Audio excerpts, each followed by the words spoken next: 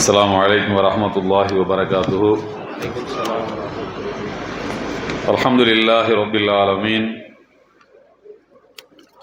والصلاة والسلام على سيد المرسلين وإمام المتقين وعلى آله وصحبه أجمعين. அஹ்லு சுன்னத் வல் ஜமாத் திருமங்கலம் நகர மஜ்லிஸுல் உலமா சபை நடத்துகின்ற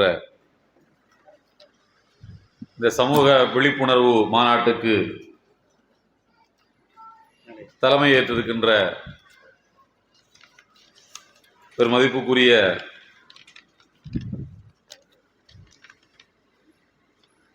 சையத் அலி ஃபைசி ஹஜரத் அவர்களே, சிறப்பு வாய்ந்த இந்த நிகழ்வில் கிராத் ஓதியும் முன்னிலை வகித்தும்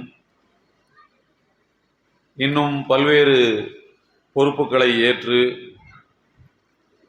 சிறப்பாக இந்த அவையை நடத்தி கொண்டிருக்கக்கூடிய அருமை பெரியோர்களே, சகோதரர்களே, சங்கைக்குரிய சகோதர மௌலவிகளே, எனக்கு முன்னர் ஒரு சிறப்பான உரையை ஆற்றி சென்றிருக்கின்ற ஆன்மீக செம்மல் பெருமதிப்புக்குரிய மௌலானா மௌலவி ஹைதர் அலி ஹசரத் அவர்களே, திரளாக குழுமி இருக்கக்கூடிய பெரியோர்களே, சகோதரர்களே, ஜமாத்தார்களே, பள்ளிவாசல் சங்கைக்குரிய நிர்வாக பெருமக்களே, அன்பு தாய்மார்களே, நம் அனைவர் மீதும் அல்லாஹ்வினுடைய பேரன்பும் அவனுடைய பேரருளும் அவனுடைய வற்றா பெருங்கருணையும் என்றும் நிலவட்டுமாக. கொஞ்சம் ஆமீன் சொல்லிக்கிடுங்க. அவனுடைய ஹபீப் முஹம்மது ஸல்லல்லாஹு அலைஹி வஸல்லம் அவருடைய அன்புக்கும் ஷஃபாத்துக்கும் தகுதி வாய்ந்த மக்களாக எல்லாம் வல்ல அல்லாஹ் நம் அனைவரையும் ஏற்றுக்கொள்வானாக. இங்கே சொல்லப்படக்கூடிய நல்ல கருத்துக்களை தம்முடைய வாழ்விலே ஏற்று நடக்கக்கூடிய நல்ல சூழ்நிலைகளையும் நல்ல வாய்ப்புகளையும் எல்லாம் வல்ல அல்லாஹ் நம் அனைவருக்கும் தந்தருள் புரிவானாக. அன்புக்குரிய சோதரர்களே,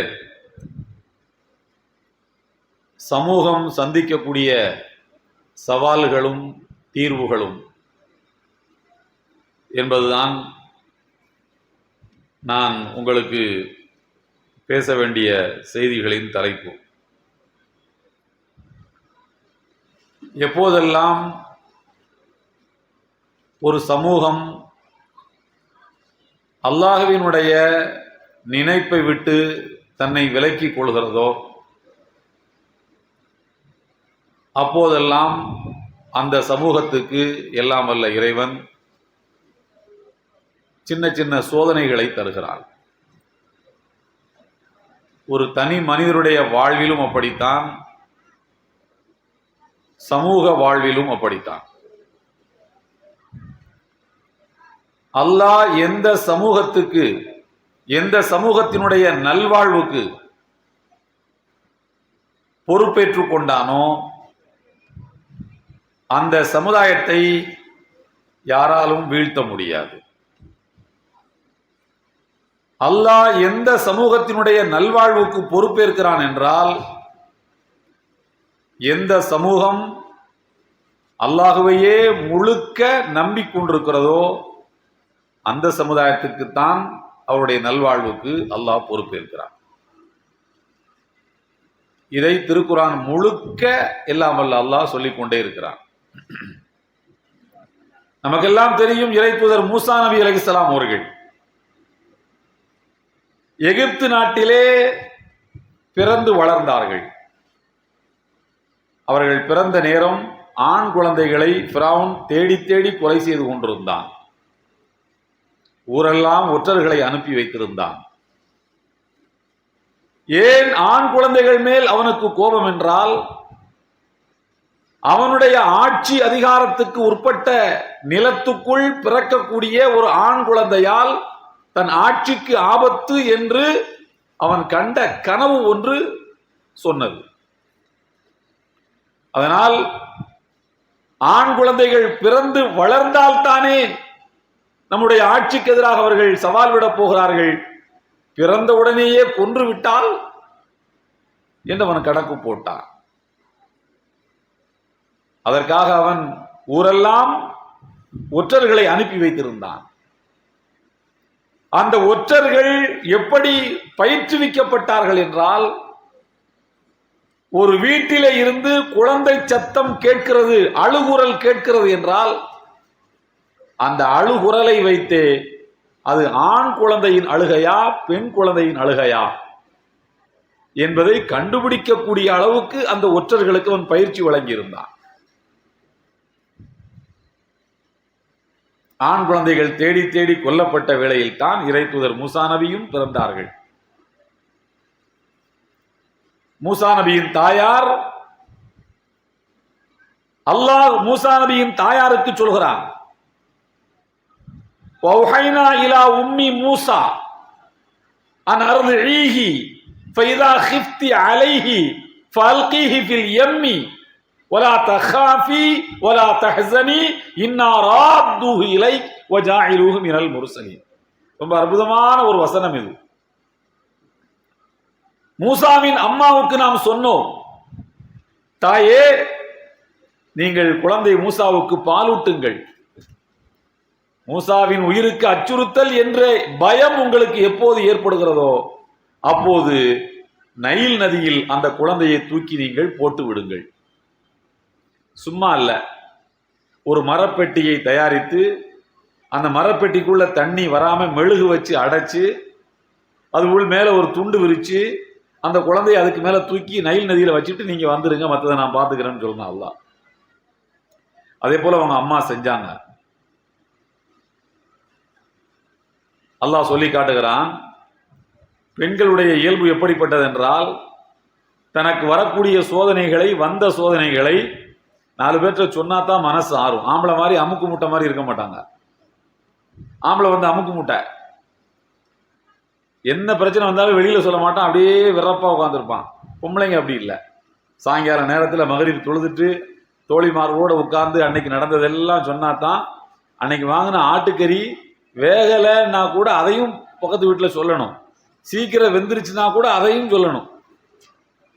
அப்படி அப்படி அப்பதான் அந்த மனசு பாரம் குறையும். 2 நாள் தோழியை காணலைன்னா மனசு பாரம், 10 நாளைக்கு சேர்த்து பேசுவாங்க. அது அப்படித்தான் அல்லாஹ் படைச்சு வச்சிருக்கான். அல்லாஹ் சொல்கிறான், மூசாவினுடைய அம்மா தான் பெற்ற குழந்தையை மரப்பெட்டியிலே வைத்து நைல் நதியிலே தூக்கி வைத்து விட்டார்கள். சின்ன சின்ன பிரச்சனைகளையும் தோழிமார்களிடத்திலே பகிர்ந்து கொள்ளுகின்ற சுபாவம் உள்ள பெண்ணினத்தை சார்ந்த அந்த தாய் தன்னுடைய வாழ்வில் நடந்த இந்த சோக கதையை யாரிடத்திலும் சொல்லவே இல்லையாம். யாரிடத்திலும் சொல்லவே இல்லை. தன்னுடைய தோழியிடத்திலே சொல்லவில்லை, யாரிடத்திலும் சொல்லவில்லை. ஏன் அவர்கள் சொல்லவில்லை என்றால் அல்லாஹ் சொல்கிறான், வயின் காதத் லதுபுதி பிஹி லௌலா அர்ரபத்னா அலா கல்பிஹா. மூசாவினுடைய அம்மாவின் இதயத்தை நாம் தான் கட்டி போட்டோம். லௌலா அர்ரபத்னா அலா கல்பிஹா, நாம் அந்த இதயத்தை கட்டி போடாவிட்டால் இன் காதத் லதுபுதி பிஹி, வெளியிலே அவர்கள் சொல்லி இருப்பார்கள். உலகத்தில் இருக்கக்கூடிய 700 கோடி ஜனத்தொகையில 350 கோடி பெண்களுடைய சுபாவத்தில் இருந்து மூசா நபியின் அம்மாவின் சுபாவம் வேறுபட்டிருந்தது. ஏன் வேறுபட்டது என்றால், வேறுபடும்படி அல்லாஹ் செய்தான். எதையுமே பேசி பேசி தீர்க்கக்கூடிய சுபாவம் பெண்ணின் சுபாவம் இல்லையா? மெட்ராஸுக்கு ஒரு கல்யாணத்துக்கு போறீங்க, நீங்க மட்டும் போறீங்க, வீட்டில் பாயம்மா வரல, பிள்ளைங்க யாரும் வரல, நீங்க மட்டும் போறீங்க. 2 நாள் கழிச்சு வர்றீங்க. இங்கிருந்து நைட்ல ஏறிங்க, காலையில் போய் இறங்கிட்டு கல்யாணத்தை முடிச்சுட்டு சாயங்காலம் ட்ரெயின் பிடிச்சி மறுநாளைக்கு வந்து இறங்கியாச்சு. வீட்டம்மா கேட்குறாங்க, கல்யாணத்துக்கு போனீங்களே, கல்யாணம் எப்படி நடந்துச்சுன்னு. 4 வார்த்தை தான் ஆம்பளைக்கு. போனேன், கல்யாணத்தில் போனேன், சாப்பிட்டேன், கவர் வச்சு கொடுத்தேன், சாயங்காலம் ட்ரெயினை பிடிச்சி வந்துட்டேன்.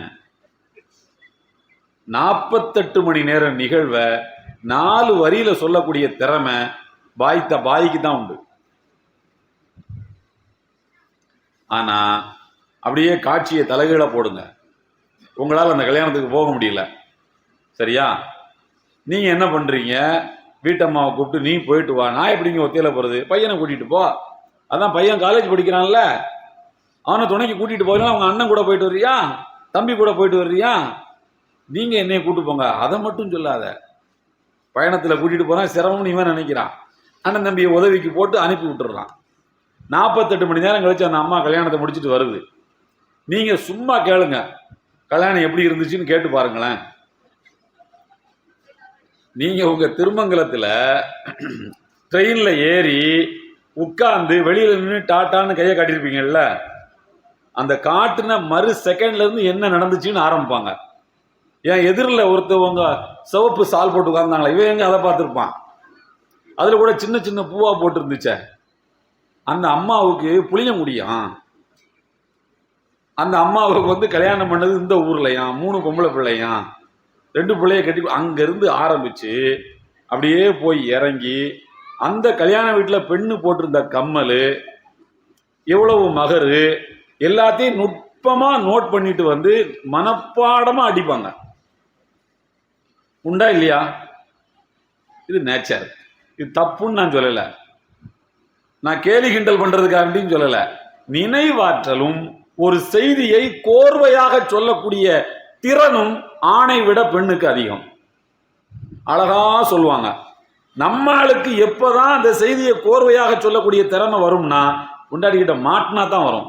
இந்த அம்மா செல்போனை ஒரு நாள் பார்த்துருச்சுன்னு வச்சுக்கோங்களேன், எடுத்து அதுக்கு ஒரு கதை சொல்லுவான் பாருங்க, சுபஹானல்லா. அதுக்கு ஒரு பெரிய கதை வச்சிருப்பான். ஒரு 15 நிமிஷம் அப்படியே கொண்டு கரெக்டா அப்படியே அந்த சம்பவத்தில் கொண்டு முடிப்பான். அந்த அம்மா அதையும் கண்டுபிடிக்கும். அப்ப அதுக்கு எவ்வளவு திறமை இருக்கும் பாருங்க.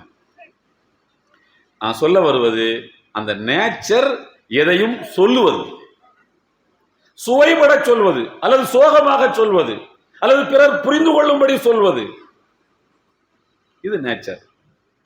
மூசா நபியின் அம்மா தன்னுடைய வாழ்வில் நடந்த அவ்வளவு பெரிய சோகத்தை வெளியில சொல்லவே இல்லை. என்ன காரணம்? அல்லாஹ் சொல்றான், நாம தான் அந்த உள்ளத்தை கட்டி போட்டோம். அல்லாஹ் நாடினால் ஒரு மனிதனுடைய சுபாவத்துக்கு மாறாகவும் அந்த மனிதனை செயல்பட வைக்க முடியும். நான் மறுபடி சொல்கிறேன், இறை தூதர் மூசா நபி மதிய நகரத்துக்கு போகிறார்கள்.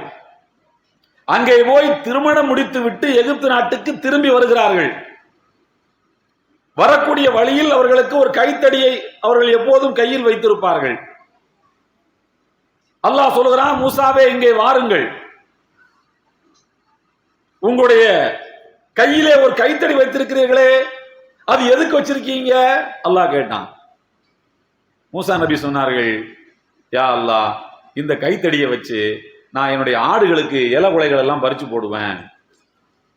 மலையில உயரத்திலிருந்து கீழே இறங்கு ஆடுகளை மேய்ச்சிட்டு கீழே இறக்கும் போது இந்த கம்பை ஊனிக்கிடுவேன், தலைக்குப்புற விழமாட்டோம், ஊனிக்கினா பேலன்ஸ் கிடைக்கும்.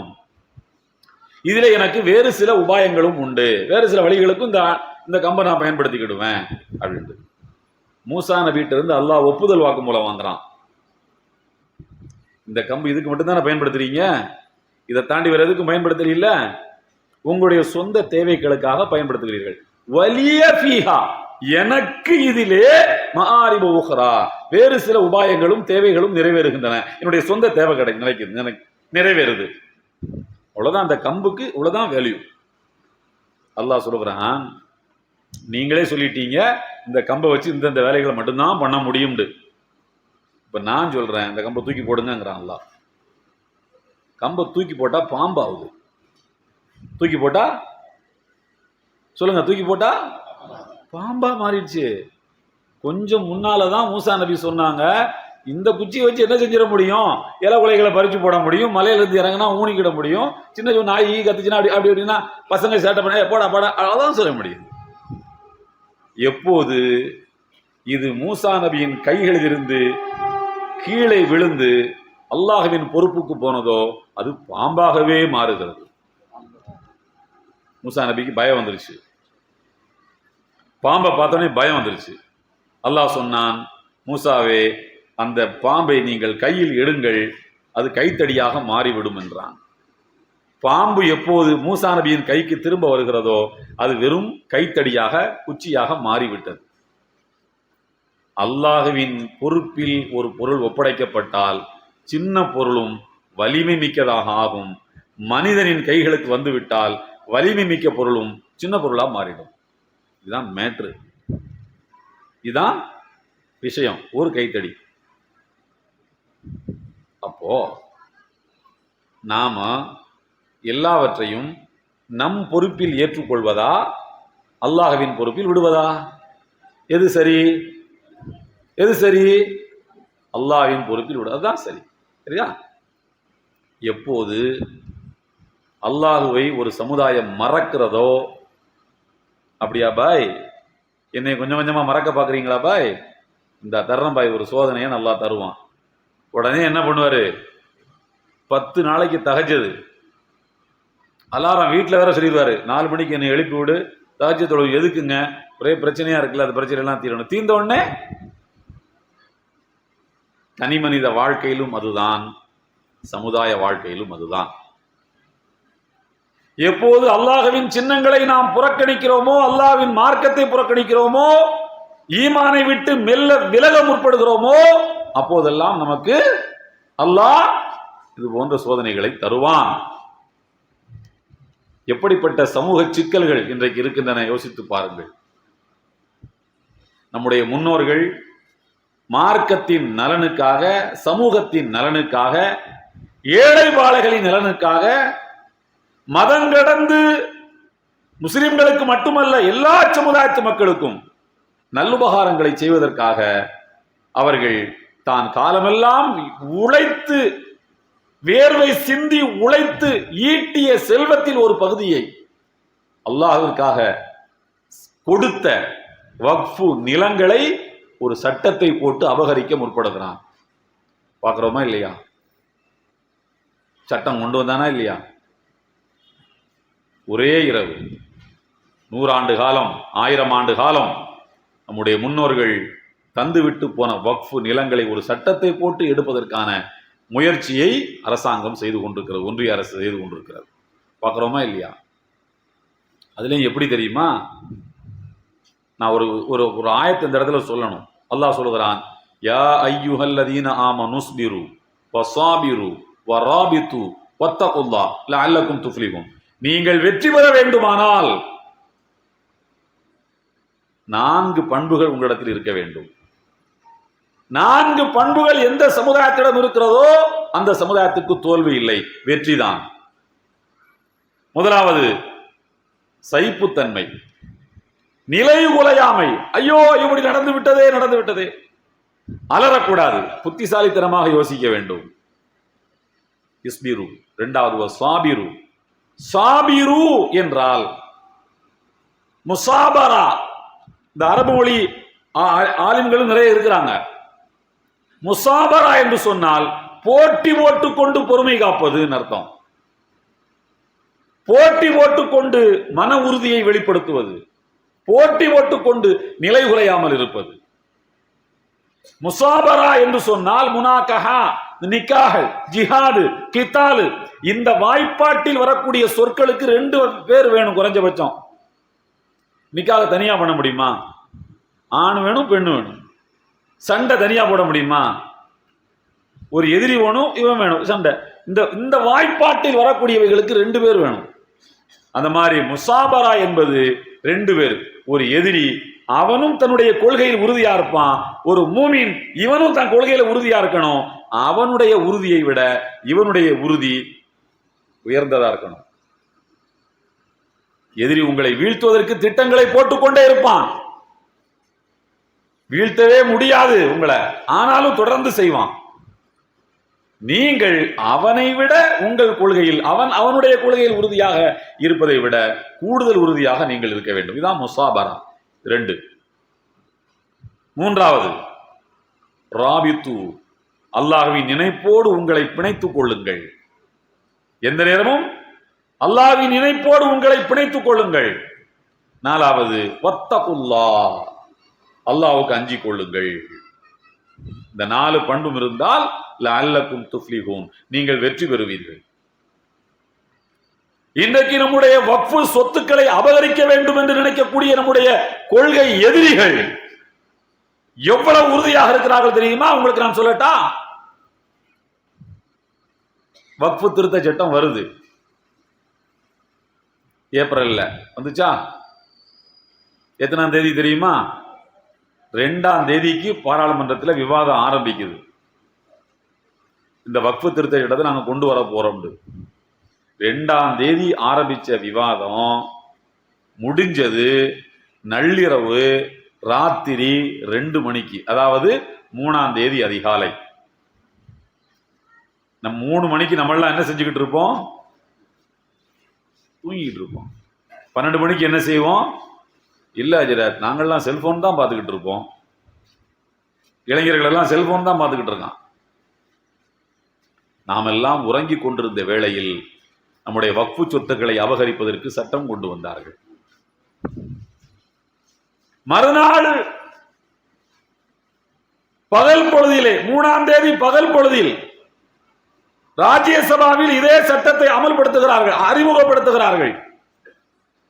4ஆம் தேதி அதிகாலை 3 மணிக்கு அங்கே சட்டம் நிறைவேறுகிறது. திரிணாமுல் காங்கிரஸ் எம்பி கோகலேன்னு ஒருத்தர், அவர் சொல்றாரு, இந்த சட்டத்தை கொண்டு வரும்போது திரும்ப திரும்ப ஆளுங்கட்சியை சார்ந்தவர்கள், பிஜேபியை சார்ந்தவர்கள் திரும்ப திரும்ப சொல்லிக் கொண்டே இருந்தார்களாம், முஸ்லிம்களின் நன்மைக்காகத்தான் இந்த சட்டங்களை நாங்கள் கொண்டு வருகிறோம் என்று. அதாவது நம்முடைய முன்னோர்கள் நமக்காக கொடுத்து சென்ற வக்ஃபு நிலங்களை நம்மிடமிருந்து பறிப்பது நம்முடைய நன்மைக்காக என்று சொன்னார்கள். உன் வீட்டை விட்டு உன்னை வெளியே போடான்னு சொல்றது உன் நன்மைக்காகத்தான். உன் சட்டையை கழட்டி உன் வேட்டியை கழட்டி உன்னை அம்மனமாக்குவது உன் நன்மைக்குத்தான் என்று சொன்னார்கள். நீங்களாம் அதை நம்பணும்னு வேற எதிர்பார்க்கிறான் நம்மளாம். கோகலே அவர் சொன்னார், பாராளுமன்ற விவாதத்தின் போது முஸ்லீம்களின் நன்மைக்குத்தான் இதையெல்லாம் கொண்டு வரணும்னு சொன்னாங்க அப்படின்னு சொல்லிட்டு அவர் சொல்றாரு, முஸ்லீம்கள் எல்லாம் இதை கேட்கும்போது ஒருவேளை இருக்குமோ, நன்மைக்கு தான் இந்த சட்டத்தை கொண்டு வர்றானோ அப்படின்னு நீங்க கூட நம்பியிருப்பீங்க. அதிகாலை 3 மணி வரைக்கும் அவர்கள் விவாதத்தை இழுத்துக்கொண்டே போனார்கள். எதுக்குன்னா, அந்த சட்டத்தை எதிர்த்து ஓட்டு போட வேண்டிய எங்களை போன்ற எதிர்கட்சிக்காரன்லாம் தூக்கத்தை எதிர்த்து வீட்டுக்கு போகட்டும் என்று காத்திருந்தார்கள். நாங்க கொட்ட முழிச்சிருந்தோம் விடிய விடிய. 3 மணிக்கு சட்டத்தை பாஸ் பண்ணிட்டு ஜெய் ஸ்ரீராம்னு கோஷம் போட்டான். அவர் சொல்லுகிறார், முஸ்லிம்களின் நன்மைக்காக ஒரு சட்டத்தை நீங்கள் கொண்டு வந்தால் என்ன சொல்லி கோஷம் போட்டிருக்கணும்? அல்லாஹ் அக்பர் தானே கோஷம் போட்டிருக்கணும். ஏன்னா முஸ்லீம்களுக்கு தானே நீங்க சட்டம் கொண்டு வந்திருக்கீங்க, அப்ப ஏன் ஜெய் ஸ்ரீராம்னு சொன்னேன்? அப்போ உன்னுடைய கள்ளத்தனம் அதுல வெளிப்பட்டுருச்சு அப்படின்னு சொல்றாரு. இப்படி நாம கட்டி வைத்திருக்கக்கூடிய மதரசாக்கள், நாம ஒய்யாரமாக எழுப்பி வைத்திருக்கக்கூடிய பள்ளிவாசல்கள், நம்முடைய மார்க்க நிறுவனங்கள் களவாடப்படுவதற்கு ஒரு சட்டம் கொண்டு வருகிறது. அந்த சட்டம் பாராளுமன்றத்தில் நிறைவேற்றப்படுகிறது. அதை எதிர்த்து நாம் இப்போ உச்ச நீதிமன்றத்திலே வழக்காடி கொண்டிருக்கிறோம். இந்த நிலையெல்லாம் ஏன் வருகிறது என்றால், அந்த பள்ளிவாசல்களையும் மதரசாக்களையும் நாம் கவனக்குறைவாக விட்டதால் வருகிறது. அதை மீட்பதற்கு நாம் என்ன செய்ய வேண்டும்? பழைய கவனக்குறைவை தூக்கி போட்டுவிட்டு நாம முசாபரா, நம்முடைய எதிரியை விட அவனுடைய கொள்கையிலே உறுதியாக இருப்பதை விட நாம் நம்முடைய கொள்கையிலே உறுதியாக இருந்து அதை இன்ஷா அல்லாஹ் மீட்டெடுக்க வேண்டும். மீட்டெடுக்கலாமா? இன்னொன்னு சொல்றேன் உங்களுக்கு, பாபரி மஸ்ஜித் ஜட்ஜ்மெண்ட் உங்களுக்கு எல்லாம் ஞாபகம் இருக்கா? என்ன சொன்னாங்க? ஆதாரங்கள் எல்லாம் அது ஒரு பள்ளிவாசல் என்பதற்குரிய எல்லா ஆதாரமும் இருக்கு, டாக்குமெண்ட்ஸ் இருக்கு. அது சன்னி வக்ஃபு போர்டுக்கு சொந்தமானது. சுன்னத் ஜமாத் வக்ஃபு பாபரி மஸ்ஜித். ஆனால் சில 1000 பேர் நம்புகிறார்கள், அங்கதான் யார் பிறந்தா? ராமர் அங்கதான் பிறந்தாருன்னு நம்புறாங்க. அதனால அது அவங்களுக்குன்னு தூக்கி கொடுத்தான். சொன்னானா 5 நீதிபதிகள் சேர்ந்து இந்த தீர்ப்பை கொடுத்தான். 5 நீதிபதிகள் சேர்ந்து தீர்ப்பை கொடுத்தான். அந்த 5 நீதிபதி யார்ரான்னு கேட்டா அவன் பேரே அதுல இல்ல, ஜட்ஜ்மெண்ட்ல.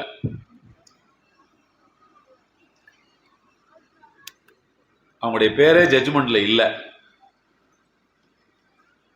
இன்னொரு 50 வருடம் கழித்து இந்த தீர்ப்பை யார் எழுதுனதுன்னு கேட்டா நம்ம பேர்லாம் வந்துடக்கூடாது அப்படின்னு பயந்துன்னா இவ்வளவு அக்கிரமமான ஒரு தீர்ப்பை கொடுத்துருக்கிறானு வரலாற்றில் வரக்கூடிய மனிதர்கள் நம்மை திட்டக்கூடாதுன்னு பயந்துகிட்டு தான் பேரையே சொல்லல ஜட்ஜு. ஆனா ஒருத்தர் வாண்டடா வந்து வண்டியில ஏறினாரு, நான் தான் அந்த தீர்ப்பை கொடுத்தேன்னு ஒருத்தர் வந்தாரு. அவர் பேரு சந்திரசூடு. அவர் என்ன சொன்னார்னா, நான் 3 நாட்களாக நான் வணங்கக்கூடிய தெய்வத்துக்கு முன்னால் உட்கார்ந்து தியானம் பண்ணேன். இந்த வழக்கில் எப்படா தீர்ப்பு சொல்றதுண்டு. அதாவது என்னவா, ஆதாரங்களை பார்க்கலையாம், டாக்குமெண்ட்ஸை பார்க்கலையாம், எங்க தான் போய் உட்கார்ந்தாராம், வணங்கக்கூடிய தெய்வத்துக்கு முன்னால உட்கார்ந்தாராம். ஆதாரத்தை பார்த்தாலே தெரிஞ்சிருக்கும் அது யாருக்கு சொந்தம்னு. ஆனா அது யாருக்கு சொந்தமோ அவங்களுக்கு கொடுக்கறதுக்கு இவருக்கு மனசு இல்லை. அதனால என்ன பண்றாரு, நான் வணங்கக்கூடிய தெய்வத்துக்கு முன்னால உட்கார்ந்தேன், அந்த தெய்வம் தான் நான் இந்த மாதிரி ஜட்ஜ்மெண்ட்டை கொடுக்கணும்னு எனக்கு சொல்லுச்சுன்னு சொன்னான் பாருங்க. ஒரு தீர்ப்பு, ஒரு கருத்து, தெய்வம் தான் இப்படி சொல்லுச்சுன்னா அப்போ அதுல இருந்து என்ன அவன் சொல்லிட்டான்னா நான் தான் அதை எழுதணும்னு சொல்லிட்டான். அதானா ஜட்ஜ்மெண்ட்டுக்கு கீழே அவன் பேர் இல்லை. ஆனால் 2019 ஜட்ஜ்மெண்ட். ஆனால் இவன் என்ன சொல்றாரு, 2024 நான் தான் அதை கொடுத்தேங்கிறாரு 5 வருஷம் கழிச்சு. இப்போ நான் சொல்கிறேன் உங்களுக்கு, வரலாறு எப்போதும் ஒரே மாதிரியாக இருப்பதில்லை. பல ஊர்களில் நாம் பார்த்திருக்கின்றோம், ஒய்யாரமான மாளிகை கட்டி வளமான வாழ்க்கை வாழ்ந்து கொண்டிருந்த ஒரு மிகப்பெரிய செல்வ சீமானின் வீடுகள் அவருடைய மரணத்துக்கு பிறகு பாழடைந்து கிடக்கக்கூடிய காட்சிகளை பார்க்கிறோம். உண்டா இல்லையா? ஒரு காலத்தில் வீதிகளிலே வந்து மக்களிடத்திலே கையேந்தி பிழைத்து வாழ்ந்து கொண்டிருந்த மக்களின் வாரிசுகள் கடினமாக உழைத்து மிக பெரும் மாளிகைகளை கட்டக்கூடிய காட்சிகளையும் பார்க்கிறோம். உண்டா இல்லையா? வரலாறு எப்போதும் ஒரே மாதிரியாக இருப்பதில்லை. நான் சொல்கிறேன், இன்றைக்கு ஒருவன் தீர்ப்பை வழங்கிவிட்டான், சட்டத்தின் அடிப்படையில் பார்த்தால் அது முஸ்லிம்களுக்கு சொந்தம் என்று சொல்லியிருக்க வேண்டியவன் நம்பிக்கையின் அடிப்படையிலே அது முஸ்லிம்களுக்கு சொந்தம் இல்லை என்ற தீர்ப்பை வழங்கிவிட்டான். பின்னால் ஒரு காலம் வரும், அப்போது ஒருத்தன் புதுசா புறப்பட்டு வருவான், நம்மால் ஒருத்தன் வருவான், வந்து ஒரு 100 வருஷம் கழிச்சோ 50 வருஷம் கழிச்சோ 60 வருஷம் கழிச்சோ ஒருத்தன் வருவான், எட்ரா அந்த ஜட்ஜ்மெண்ட் சொல்லுவான். ஜட்ஜ்மெண்ட் ரிவைஸ் பண்ணி மறுபடி படி, எந்த ஆதாரத்தின் அடிப்படையில் அங்கே இந்த கட்டடம் எழுப்பப்பட்டிருக்கிறது என்று பாருன்னு சொல்லுவான். ஆதாரங்கள் எல்லாம் இந்த நிலம் பள்ளிவாசலாக இருந்தது, பட்டப்பகலிலே வன்முறை கும்பலால் இடித்து தகர்க்கப்பட்டது என்கிற காட்சி என்கிற வரலாறு அவனுக்கு சொல்லப்படும். பிறகு எப்படி இந்த நிலத்திலே பள்ளிவாசல் அல்லாத வேறொரு கட்டடம் வந்தது என்று பார்ப்பான்ல, ஜட்ஜ்மெண்ட் ரிவைஸ் பண்ணியான்னு சொல்லுவான். அவன் வந்து 50 வருஷம் கழிச்சோ 60 வருஷம் கழிச்சோ நம்மள ஒருத்தன் புறப்பட்டு வந்து அந்த ஜட்ஜ்மெண்ட் ரிவைஸ் பண்ணுவான், மறுபடியும் அந்த இடத்திலே தொழுகை நடக்கும் இன்ஷா அல்லாஹ். வரலாற்றிலே நான் கற்பனையாக சொல்லவில்லை, இதற்கு வரலாற்றிலே நிறைய சான்றுகள் உண்டு. துருக்கியிலே 1924 ஒரு பள்ளிவாசல் லைப்ரரியாக மாற்றப்பட்டது. ஆயா சோஃபியா பள்ளிவாசல்னு பேரு. இளைஞர்கள் இருந்தா கூகுள்ல போய் செக் பண்ணி பாருங்க, ஆயா சோஃபியா மஸ்ஜித்னு போடுங்க, தகவல் வரும் உங்களுக்கு. நான் அந்த நெடிய வரலாற்றை உங்களுக்கு சொல்ல விரும்பவில்லை. 2022 மீண்டும் அது பள்ளிவாசலாக ஆக்கப்பட்டது. எத்தனை வருஷம்? 98 வருஷம் கழிச்சு. அதே மாதிரி இங்கே 2019 நம்முடைய நிலம் அபகரிக்கப்பட்டதென்றால் 3000 அல்லது 2000 ஏதோ ஒண்ணுல 2119 ஒருத்தன் வருவான், அதிலே பள்ளிவாசலை கட்டுவான். என்னை கேட்டால் அங்கே பள்ளிவாசலை புதுசா கட்டணம்லாம் தேவையில்லை, அங்க இருக்கக்கூடிய பொருட்களை தூக்கி போட்டுட்டு அதே கட்டடத்தை தொழுதுக்க வேண்டியதான். ஏன் நான் எதை வச்சு சொல்றேன்னா, ரசூலுல்லாஹி ஸல்லல்லாஹு அலைஹி வஸல்லம் அவர்கள் ஹிஜ்ரி 8வது ஆண்டு மதீனாவில் இருந்து மக்காவுக்கு மீண்டும் வருகின்ற போது காபத்துல்லாவிலே என்ன இருந்தது? 360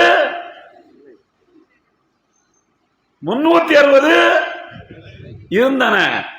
ரசூலுல்லாஹி ஸல்லல்லாஹு அலைஹி வஸல்லம் அவர்கள் அதை இடித்தார்களா, தகர்த்தார்களா? என்ன செய்தார்கள்? எல்லாவற்றையும் தூக்கி வெளியிலே போட்டார்கள். கிளீனா கழுவி சுத்தம் பண்ணாங்க. பிலாலை கூப்பிட்டு, வா பிலாலே சொல் பாங்கை என்றார்கள். அல்லாஹு அக்பர், பாங்கு சொன்னார், தொழுகை நடத்தினார்கள். நமக்கு தான் அந்த சுன்னத் இருக்க, அந்த நடைமுறை இருக்க. இடிக்கிறது நம்முடைய வேலை இல்ல, அது முள்ள மாதிரி முடிச்சதுக்கு வேலை, அயோக்கிய பேர்களுடைய வேலை. இடிக்கிறது நம்ம வேலை கிடையாது. ஏனென்றால் ரசூலுல்லாஹ் அந்த வழியை நமக்கு சொல்லித்தரவில்லை. நான் சொல்லக்கூடிய வார்த்தையை கவனமாக கேளுங்கள். யாரோ ஒருவன் வருவான் என்றுதான் சொல்லியிருக்கிறேன். நம்மிலே ஒருவன் வருவான் என்று சொல்ல இயலவில்லை நம்மளால. ஏன்? நம்ம தானே இழந்தோம், நம்ம தானே எடுத்திருக்கணும். அதானே அல்லாஹ்வுக்கு பிடிக்கும். ஆனா அப்படி செய்யறதுக்கான சூழ்நிலை கண்ணு கட்டின தூரம் வரைக்கும் தெரியல. ஆனால் அல்லாஹ்வுக்கு தெரியும், இந்த கூட்டத்தில் ஒருத்தன் கூட அந்த வேலையை செய்யறதுக்கு, அவனை வச்சு வேலை வாங்குறதுக்கு அல்லாஹ்வால முடியுமா முடியாதா? அப்படி ஒருவன் வந்தால் அவனுக்கு உதவி செய்வதற்கு நம்மிலே எத்தனை பேர் தயாராக இருக்கிறோம் என்கிற கேள்வியை நாம் கேட்டுக்கொள்ள வேண்டும். நான் மறுபடியும் சொல்கிறேன், வரலாறு என்றைக்கும் ஒரே மாதிரி ஒரே மாதிரி இருப்பதில்லை. சக்கரத்தினுடைய மேலே இருக்கக்கூடிய அதே பகுதி ஒரு சில வினாடிகளில் கீழே வரும். கீழே போன அதே பகுதி மேலே வரும். அடக்கி ஒடுக்கப்பட்ட மக்கள் எப்போதும் ஒரே மாதிரி இருப்பதில்லை. ஃபிரௌனிடத்திலே 100 ஆண்டு காலத்துக்கு அடிமைப்பட்டு கிடந்த இஸ்ரவேல் சமுதாயத்து மக்கள் அந்த ஃபிரௌன் மூழ்கக்கூடிய காட்சியை பார்த்து விட்டுத்தான் எகிப்து நாட்டை விட்டு வெளியிலே போனார்கள். உண்டா இல்லையா? ஃபிரௌன் செங்கடலிலே மூழ்கடிக்கப்படுகிற காட்சியை பார்த்து விட்டுத்தான் போனார்கள். அப்போது ஃபிரௌன் சொன்னான், ஆமன்து பி ரப்பி மூசா வ ஹாரூன், மூசாவின் ரப்பையும் ஹாரூனின் ரப்பையும் நானும் நம்புகிறேன் என்றான். அல்லாஹ் கேட்டான், ஆல் ஆன் வகத் அசைத்த கபுலு வகுந்த மினல் முஃப்ஸிதீன், இப்போதா ஈமான் கொள்கிறாய்? இதற்கு முன்னால் மாறு செய்து கொண்டிருந்தாய், பூமியிலே குழப்பங்களை ஏற்படுத்தி கொண்டிருந்தாய். ஈமான் கொள்ற நேரத்தை பாரு. கடல்ல மூழ்கி ஜிப்ரீல் அலைஹிஸ்ஸலாம் அவர்கள் சகதியை எடுத்தவன் வாயில திணிக்கும் போது ஆமன்து பி ரப்பி மூசா வ ஹாரூன் சொன்னான். ஆல் ஆன் வகத் அசைத்த கபுலு, இப்போதுதான் ஈமான் கொள்வாயோ? ஈமான் கொள்ற நேரத்தை பாரு, இதுக்கு முன்னால் மறுத்து கொண்டிருந்தாய் என்று அல்லாஹ் சொன்னான். எவ்வளவு பெரிய வன்மம் உள்ளவனாக இருந்தாலும், எவ்வளவு பெரிய காழ்ப்புணர்ச்சியை அல்லாஹ்வின் மார்க்கத்துக்கு எதிராக இதயத்தில் சுமந்து கொண்டிருப்பவனானாலும், கடைசி நேரத்தில் அவனுக்கு உண்மை எதுவென்று தெரியும். அவன் ஈமான் கொள்ள நினைப்பான், ஆனால் நடக்காது. ஏன்? அவன் ஆடின ஆட்டத்துக்கு ஒரு தண்டனை அனுபவிக்கணும்ல. ஆடின ஆட்டத்துக்கு ஒரு தண்டனை அனுபவிக்கணும்ல. இதுதான் அல்லாஹ்வினுடைய சுழற்சி. எனவே நம்பிக்கையோடு நாம் காத்திருப்போம், நம்பிக்கையோடு காத்திருக்க வேண்டும். இறை தூதர் மூசா நபியின் கைகளில் இருக்கின்ற வரையிலும் வெறும் குச்சியாக, வெறும் கம்பாக இருந்தது. அவருடைய கையை விட்டு நழுவி அல்லாஹ் சொன்னான் என்பதற்காக தூக்கி போட்ட போது எப்படி மாறிச்சு? எப்படி மாறியது? பாம்பாக மாறியது. வெறும் பாம்பல்ல, தல்கஃபு மா யஃபிகூன், அவர்கள் உருவாக்கிய போலி பாம்புகளை விழுங்கும் ஒரிஜினல் பாம்பாக இது மாறிவிட்டது. மூசா நபியை பயப்படுறாங்க தொடறதுக்கு. ஹதீதுகள்ல வருது, தஃப்சீர் குர்துபில வருது. அல்லாஹ் சொன்னானா மூசா நபி அந்த பாம்பை பிடிங்கள அப்படின்னு சொன்னானா. பிடிச்சா தானே அது கம்பா மாறும். கம்பு உங்களுக்கு தேவைப்படுது இல்லை, மறுபடியும் பிடிங்க அப்படின்னு சொன்னானா. புதுஹா வலா தகஃப் சனுஈதுஹா சீரத்தஹல் ஊலா, பிடியுங்கள் பழைய தோற்றத்துக்கு. பழைய தோற்றம் என்னது? கம்பு. பழைய கம்பின் தோற்றத்துக்கு அதை நாம் மாற்ற போகிறோம், புடியுங்கள், பயப்படாதீர்கள் சொன்னானா அல்லாஹ். மூசா நபி என்ன செஞ்சாங்க தெரியுமா? இந்த பாம்பை பிடிக்கிறதுக்கு பயந்துக்கிட்டு தோல்ல போட்டு துண்டு எடுத்து கையில நல்லா சுத்திக்கிட்டாங்களாம். கையில் நல்லா சுற்றிக்கிட்டு அப்படி பிடிச்சாங்களாம், பயந்து பிடிச்ச உடனே கம்பா மாறிடுச்சு. அன்புக்குரியவர்களே, நாமெல்லாம் பாம்புகளை பிடிப்பதற்கு பயந்து கொண்டிருக்கிறோம். அல்லாஹ் சொல்கிறான், பிடியுங்கள், அஞ்சாதீர்கள், அது வெறும் கம்பு, தோற்றத்துல தான் பாம்பு. 15 லட்சம் ரூபாய்க்கு கோட்டு தச்சு போட்டுக்கிட்டு 56 இன்ச்சு எனக்கு இருக்குன்னு சொல்லிக்கிட்டு வீர தீரமா சுத்திக்கிட்டு இருக்கு. பார்க்கறதுக்கு தான் அது என்னது? அது தைரியமா சொல்லுங்களேன், நான் தானே சொல்றேன். பார்க்கறதுக்கு தான் என்னது அது? நம்ம கிட்ட போய் பிடிச்சிட்டோம்னா வெறும் கம்பு, ஒண்ணுக்கு இல்லாத கம்பு. மரம், அதாவது வந்துங்க, முட்டா பையில அந்த காலத்துல என்ன சொல்லுவானுவ, மரம் மாதிரி நிக்கிறியடா அப்படிம்பாங்க. மரம் மாதிரி நிக்கிறியடா. வெறும் குச்சி, வெறும் கம்பு, ஒண்ணுமே செய்ய முடியாது. மூசா நபியின் கம்பை வச்சாவது ஆடு மாடுகளுக்கு இலதலை பறிச்சு போடலாம். இந்த மரக்குச்சியை வச்சு ஒரு தாலியும் பண்ண முடியாது. ஒரு குப்பை, அது குப்பை கூலம். அல்லாஹ் வரலாற்றின் குப்பை மேட்டில் யாரை எப்போது தூக்கி எறிவான் என்று நமக்கு தெரியாது. நான் தான் பெரிய கடவுள்னு சொன்னான். இப்போ நம்ம மாப்பிள்ளை சொல்லிக்கிட்டு இருக்கிறாரு, எனக்கு பயாலஜிக்கல் பெர்த்து கிடையாது என்று சொன்னார்ல. புரியுது? நான் சொல்ல பயாலஜிக்கல் பெர்த்துனா புரியுது இல்ல? நான் ஒரு தாய்க்கும் தகப்பனுக்கும் பிறக்கலைங்கிறாரு. இப்போ எங்க இருந்துடா வந்தேன்னு கேட்டா, வானத்திலிருந்து கீழே குதிச்சுட்டேன்ட்டார். ஃபிரௌன் சொன்ன அதே மாதிரி தான் சொல்லிக்கிட்டு இருக்காரு. ஃபிரௌன் சொன்னதை தான் எல்லா சர்வாதிகாரிகளும் நல்லா பேசுவாங்களாம். இவர் இருக்கார் ஹிட்லரு, பயங்கர நல்ல பேச்சாளர் தெரியுமில்ல, பேசியே மக்களை அட்ராக்ட் பண்ணுவார். ஃபிரௌனும் அப்படித்தான். மூசா நபி லேசா தவங்கி பேசுவாங்க, சப்ஜெக்டை கரெக்டா சொல்லிடுவாங்க. நாவல் அவள் முடிச்சு இருந்தது அவங்களுக்கு.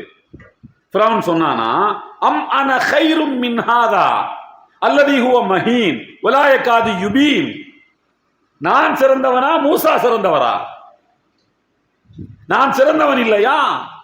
மின்ஹாதா, இவரை விட நான் தானே சிறந்தவன். அல்லதி ஹுவ மஹீன், அவர் தாழ்ந்த குலத்தில் பிறந்தவர், நான் தான் உயர்ந்த குலம். இஸ்ரவேல் குலம் தாழ்ந்த குலம், அவர் தாழ்ந்த குலத்தில் பிறந்தவர், நான் தான் உயர்ந்தவன். வலா யகாது யுபீன், அவரால் என்னை போல் தெளிவாக பேச தெரியாது. அவருக்கு என்னை போல் மூசாவுக்கு தெளிவாக பேச தெரியாது அப்படின்னு அவன் சொன்னான். குர்ஆன்ல அல்லாஹ் சொல்றான். அப்ப எல்லா சர்வாதிகாரிகளும் நல்லா பேசுவாங்க, எல்லாம் பேசுவான். நடிப்பு அப்படி நடிப்பான். தேவைப்பட்ட அழுதுக்கிடுவான், தேவைப்பட்டா சிரிச்சுக்குவான், எல்லாம் பண்ணுவான். ஆனா கிட்ட போய் பார்த்தா வெறும் மரமண்டை. மரம்னா மரம், மரமண்டை ஒண்ணு இருக்காது. வரலாற்றுல நம்ம பார்க்காததா? அல்லாவே நமக்கு ஃபிரௌன் அழகான உதாரணம் சொல்லித்தானே. ஆகையினால் அல்லாஹ் சொல்லக்கூடிய வார்த்தைகளை மனதில் வைத்துக் கொள்ளுங்கள். நீங்கள் அஞ்சாதீர்கள், லா தஹஃப், பிடியுங்கள். என்றைக்கும் சத்தியத்துக்கு சாட்சியாக இருங்கள், உண்மைக்கு சாட்சியாக இருங்கள். யாரை கண்டும் அஞ்சாதீர்கள். அல்லாஹ்வின் மார்க்கத்தை உறுதியாக பற்றி பிடித்துக் கொள்ளுங்கள். சோதனைகள் வருகின்ற போது அல்லாஹ்வை நோக்கி விரைந்து செல்லுங்கள். அல்லாஹ்வுக்கு அஞ்சுங்கள். ஒரு தாய் தன்னுடைய குழந்தையை அடிப்பா. எப்போ அடிப்பா? அவ்வளோ சீக்கிரத்தில் அடிக்க மாட்டா. அடிக்கிறதுக்குன்னு நம்மளை தான் தூண்டுவாங்க. அவனை தான் கொஞ்சம் அடிங்கலங்க அப்படின்ட்டு. ஏன் கெட்டவர் வாங்கினா அவன் வாங்கிட்டு போட்டுமே தான். அவனை தான் கொஞ்சம் மிரட்டி வைங்களங்க. எதுக்கு? நம்மளை தான் வில்லனா ப்ரொஜெக்ட் பண்ணி வச்சிருப்பாங்கல்ல. தாய் தன்னுடைய பிள்ளையை எப்போ அடிப்பான்னா, கொஞ்சம் எல்லை மீறும் போது அடிப்பான். முதல்ல அவ்வளோ சீக்கிரத்தில் அடிக்க மாட்டான். ஒரு கிள்ளி விடுவாங்க, லேசா ஒரு தட்டு, மிரட்டி பார்ப்பாங்க. ஒன்றும் முடியலையா ஒரு நாளைக்கு கம்பு எடுத்துருவா.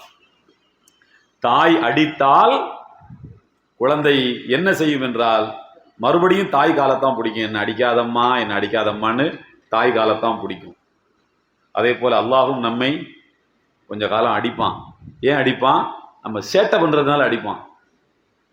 எப்படி குழந்தை சேட்டை பண்ணும்போது தாய் அடிப்பாளோ, அதை மாதிரி தாயை விட கோடி மடங்கு அன்புள்ள ரப்புல் ஆலமீன் அல்லாஹ் ஒரு சமுதாயத்தை அடிப்பான். எப்போ அடிப்பான்? சேட்டை பண்ணும்போது அடிப்பான். நாம என்ன செய்யணும்? அந்த குழந்தை எப்படி தாயின் காலையே பிடிக்குமோ அதுபோல அல்லாஹ்வை நோக்கி நாம் என்ன செய்ய வேண்டும்?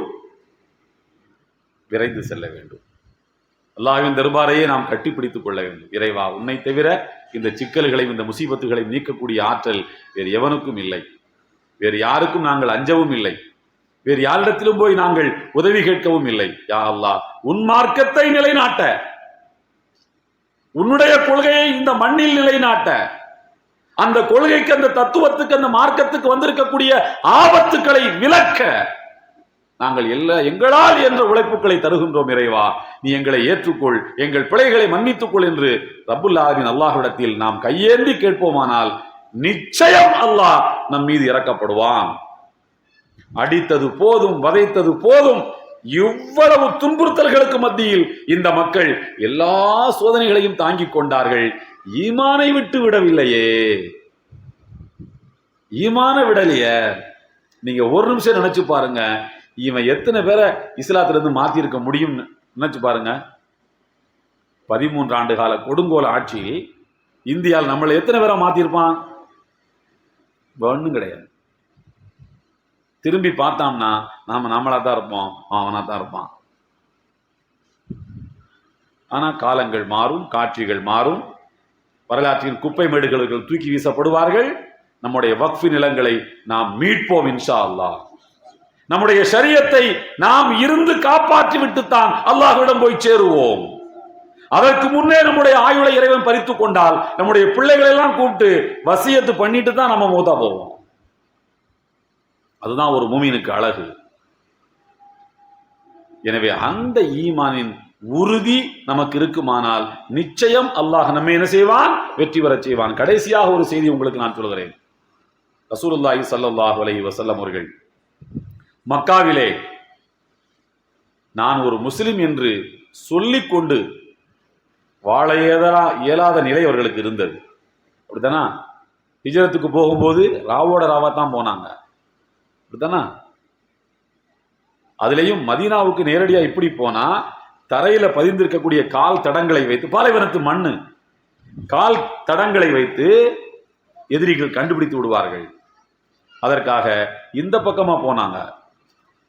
மக்கால உள்ளவன் எந்த அளவுக்கு உஷார் தெரியுமா? அவன் கால் தடங்கள் பாலைவனத்தினுடைய மணலில் பதிந்திருக்கக்கூடிய காட்சியை பார்த்தால் எத்தனை மணி நேரத்துக்கு முன்னாக இங்கே மனிதர்கள் நடந்து போயிருக்கிறார்கள்னு கால் தடத்தை வச்சு கண்டுபிடிச்சிருவான். காத்தடிக்கிற வேகம், அந்த மணலை கொண்டு வந்து அந்த பள்ளத்தில் அது போடுறது, இதெல்லாம் வச்சு சொல்லிடுவான் எத்தனை மணி நேரத்துக்கு முன்னால போனாங்கன்னு. இன்னொன்று சொல்றேன் உங்களுக்கு, இந்த கால் தடங்களை வைத்து அந்த கால் தடங்களின் சொந்தக்காரருக்கு வயசு எத்தனைன்னு கண்டுபிடிச்சிருவான். அவர் குண்டா ஒல்லியான்னு கண்டுபிடிச்சிருவான். அதை நாம கூட கண்டுபிடிப்போம். அவ்வளவு பெரிய புத்திசாலிகள் இருந்தான் மக்காவில். ரசூலுல்லாஹி ஸல்லல்லாஹு அலைஹி வஸல்லம் அத்தனை பேரை ஏமாத்திட்டு தான் இந்த கொள்கையை காப்பாற்றுவதற்காக மதீனாவுக்கு புறப்பட்டு போனார்கள். ஆப்போசிட் டைரக்ஷன்ல போனாங்க. இங்க போயிட்டு சவுரு குகையில 3 நாள் இருந்துட்டு அவனெல்லாம் தேடி களைச்சு ஓஞ்சு போனதுக்கு அப்புறமாக அப்படி புறப்பட்டு போனாங்க. யாரா இருந்தாலும், இவ்வளவு பெரிய வீம்பு விராப்புள்ளவனா இருந்தாலும் 3 நாளைக்கு தான் வீம்பு விராப்பெல்லாம். மனைவிட்ட சண்டை போட்டு பாருங்களேன், 3 நாள் தான். சண்டை போட்டு பாருங்கன்னு நான் சொல்றது சண்டை போடுங்கன்னு தூண்டலை. என்னடா மெட்ராஸ்ல இருந்து வம்பு எடுத்துட்டு வந்து போறாங்கன்னு நினைக்காதீங்க. சண்டை போட்டா 3 நாளைக்கு தான். அதான் மனைவி கேட்டாலாம், என்கிட்ட சண்டை போட்டீங்க, என்னத்தை கண்டீங்க? என்னத்தை? ஒன்றும் காணதில்லை. அப்புறம் இப்போ சண்டை போட்டு என்னத்தை பண்ண போறீங்க? பேசி தொலைச்சிட்டு போயாது. நம்ம ஒன்றும் சாதிக்க முடியாது. சாதிச்சாலும் 3 நாளைக்கு தான். அப்படியே தானா அந்த உற்சாகம்லாம் குறைஞ்சு பழகிருப்பாங்க. அந்த மாதிரி 3 நாள் கழிச்சு ரசூலுல்லாஹ் உற்சாகம் குறைஞ்சோன்னே மதீனாவுக்கு போனாங்க. மிகச்சரியாக 8 வருடங்கள் கழித்து அதே மக்காவுக்கு திரும்பி வந்தார்கள். திரும்பி வருகின்ற போது 10,000 சஹாபாக்கள், 10,000 சஹாபாக்களையும் 4 எல்லைகள் வழியாகவும் மக்காவுக்குள் வர சொன்னார்கள். மக்காவை விட்டு வெளியிலே போகும்போது பதுங்கி பதுங்கி போனார்கள். திரும்ப மக்காவுக்குள் 8 வருடம் கழித்து வருகின்ற போது பெரும் கூட்டத்தோடு வந்தார்கள். அந்த நாட்டுக்கே அதிபதியாக வந்தார்கள். நம்முடைய ஈமான் பலகீனமானது. அதனால 13 வருஷம் ஆயிடுச்சு. ஆயிடுச்சா? 2014. இப்போ எத்தனைங்க? 12 வருஷமா? கணக்கு நல்லா சொல்லுங்க. 14 மாப்பிள்ளை வந்தார். 14 சேர்த்துக்கிடுங்க. 14 மே மாதம் வந்தாருன்னு நினைக்கிறேன். இப்போ 25 கரெக்டாக 12 வருஷம் 12 வருஷம் முடிஞ்சு 13 வருஷம் ஆரம்பிச்சிருக்கு. நம்முடைய ஈமான் பலகீனமானது. அநேகமாக மாப்பிள்ளை செப்டம்பரில் காலி ஆகிடுவாருன்னு சொல்கிறாங்க. காலி ஆகிடுவாருன்னா பதவி விட்டு போயிடுவார் அப்படின்னு சொல்கிறாங்க. வேற எவனோ ஒருத்தன் வரப்போகிறான். என்ன அவர் 20 லட்சம் ரூபாய்க்கு ஓட்டு போட போகிறாரா அல்லது 50 லட்சம் ரூபாய்க்கு ஓட்டு போட போகிறாரான்னு தெரியலை. எதுவாக இருந்தாலும் வரலாற்றின் குப்பை மேட்டுக்குள் தூக்கி வீசப்படுவார்கள். மீண்டும் இன்ஷா அல்லாஹ் நாம் என்ன செய்வோம்? இங்கே அதிகாரத்துக்கு வருவோம். அப்போது நாம் சாதி மத வேறுபாடின்றி எல்லா மக்களுக்கும் நியாயம் செலுத்தக்கூடிய மக்களாக நாம் இருக்க வேண்டும். அதற்கேற்ற அறிவையும் ஞானத்தையும் நாம் தயார்படுத்திக் கொள்ள வேண்டும். ஏனென்றால் ரசூலுல்லாஹி ஸல்லல்லாஹு அலைஹி வஸல்லம் அவர்கள் திரும்ப மக்காவுக்கு இஸ்லாமிய அரசை அமைத்த போது அங்கே மதத்தின் பெயரால் பாகுபாடு பார்க்கவில்லை. அனைவரையும் மன்னித்தார்கள். இன்னைக்கு வரைக்கும் அரபு நாட்டில் கிறிஸ்தவர்கள் இருக்காங்கல்ல. சவுதியிலே 1% கிறிஸ்தவர்கள் இருக்கிறார்கள். ஏன் அழிச்சாங்களா? அவங்கள துன்புறுத்தினாங்களா? இல்லை. அதுதான் அல்லாஹ்வின் மார்க்கம், ஒரு கொள்கை பெருந்தன்மை. அந்த கொள்கை பெருந்தன்மையை இதயத்திலே ஏந்தி இன்ஷா அல்லாஹ் மீண்டும் நாம் இந்தியாவில் ஆட்சியாளர்களாக வருவோம். அதற்கேற்ற அறிவையும் ஞானத்தையும் நாம் நமக்குள் உருவாக்கி கொள்ள வேண்டும். எல்லாம் வல்ல அல்லாஹு தஆலா நம்முடைய இந்த தூய லட்சியத்துக்கு அவன் துணை நிற்க வேண்டும் என்று துஆ செய்து நிறைவு செய்கிறேன். வாஹிரு தஅவானா அல்ஹம்துலில்லாஹி ரப்பில்